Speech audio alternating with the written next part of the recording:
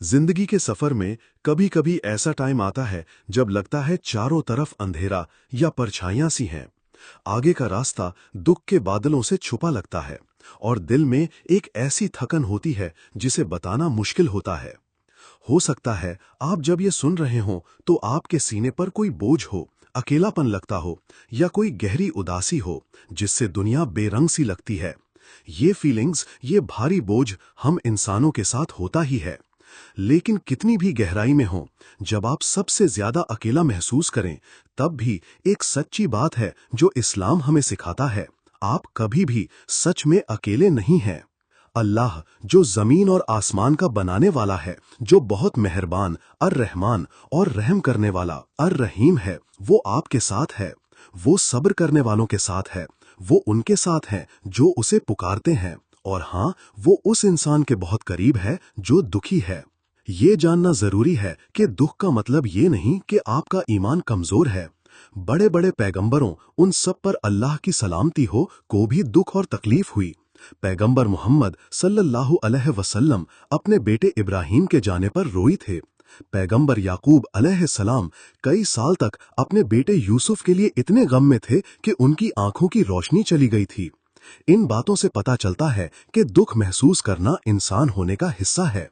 जरूरी ये है कि हम इन फीलिंग्स को कैसे संभालते हैं, सुकून के लिए किधर देखते हैं और कितना सब्र रखने की कोशिश करते हैं। सच तो ये है कि ये मुश्किलें, दुख की ये घड़ियां हमारे रब की तरफ से एक इशारा हो सकती हैं। कभी ये हमारे गुनाहों को धोने और हमें पाक करने का जरिया बनती हैं, और कभी अल्लाह इनके जरिए हमारा दर्जा बुलंद करता है, हमें आजमाता है और अपने करीब लाता है। टूटे हुए दिल में ही अक्सर अल्लाह का नूर सबसे ज्यादा उतरता है। तो सब्र से काम लो, क्योंकि अल्लाह ने कुरान में कहा है, बेशक अल्लाह सब्र करने वालों के साथ है। कुरान 2:153। ये सब्र सिर्फ चुपचाप सहना नहीं है, बल्कि ये अल्लाह पर पक्का यकीन, उम्मीद और हिम्मत रखना है, ये जानते हुए कि उसके हर काम में कोई भलाई और रहमत छुपी होती है। और वो कितना पास है। अल्लाह कुरान में फरमाते हैं, और हमने ही इंसान को बनाया और हम जानते हैं जो कुछ उसका दिल उससे कहता है, और हम तो उसकी गर्दन की रग, शह रग से भी ज्यादा उसके करीब हैं। कुरान 50:16। सोचो जरा, वो कितना करीब है, कितना अपना सा। वो अस्समी है, सब कुछ सुनने वाला। वो तुम्हारे दिल की खामोश आवाजें भी सुनता है, वो दुआएं जो तुम ठीक से बोल भी नहीं पाते।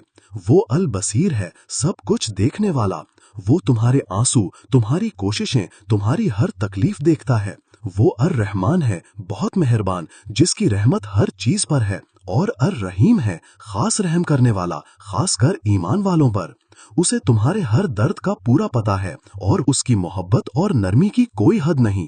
तो जब भी दुख हो, उसी की तरफ देखो। दुआ में अपने दिल का सारा हाल उसे सुना दो। उससे ऐसे बात करो जैसे किसी अपने खास दोस्त से करते हो, क्योंकि वो सबसे अच्छा सुनने वाला है, सारी परेशानियां दूर करने वाला है। अल्लाह को याद करो, जिक्र करो। अपने जुबान पर सुभान अल्लाह, अल्लाह पाक है, अल्हम्दुलिल्लाह, सारी तारीफ अल्लाह के लिए, अल्लाहु अकबर, अल्लाह सबसे बड़ा है, और ला इलाहा इल्लल्लाह, अल्लाह के सिवा कोई इबादत के लायक नहीं, जैसे प्यारे बोल रखो। कुरान पढ़ो, उसमें बहुत सुकून है, क्योंकि वो ईमान वालों के लिए शिफा यानी इलाज और तसल्ली और रहमत है। नमाज पढ़ो, सलात कायम करो और उससे सीधा कनेक्शन महसूस करो। आजिज़ी से सर झुकाकर सजदे में जाकर शांति पाओ। अल्लाह का पक्का वादा याद रखना, तो बेशक हर मुश्किल के साथ आसानी है। हाँ, यकीनन हर मुश्किल के साथ आसानी है। कुरान 94:5-6। ये सिर्फ कोई उम्मीद की बात नहीं है, ये अल्लाह का हुक्म है, जिसे 2 बार कहा गया है ताकि हम जान लें कि ये पक्का है। रात चाहे कितनी भी लंबी और अंधेरी हो, सुबह तो होकर ही रहती है। तुम्हारा दुख चाहे आज कितना भी ज्यादा लगे, हमेशा नहीं रहेगा। आराम मिलेगा, उम्मीद है, रोशनी जरूर मिलेगी, और ये सब उसी की तरफ से है। तो मेरे प्यारे, अगर तुम दुख भरे दिनों से गुजर रहे हो, तो ये जान लो कि तुम्हारे रब ने तुम्हें भुलाया नहीं है। वो तुम्हारे साथ है।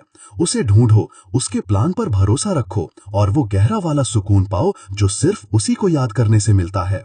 अल्लाह तुम्हारे सारे दुख दूर करे, तुम्हारा बोझ हल्का करे, और तुम्हारे दिल को सच्ची शांति, सकीना और हमेशा रहने वाली रोशनी, नूर से भर दे।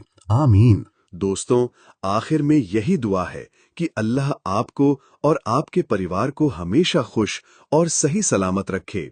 ایسے ہی حدیث اور دین سے جڑے رہنے کے لیے چینل کو سبسکرائب کریں۔ خدا حافظ۔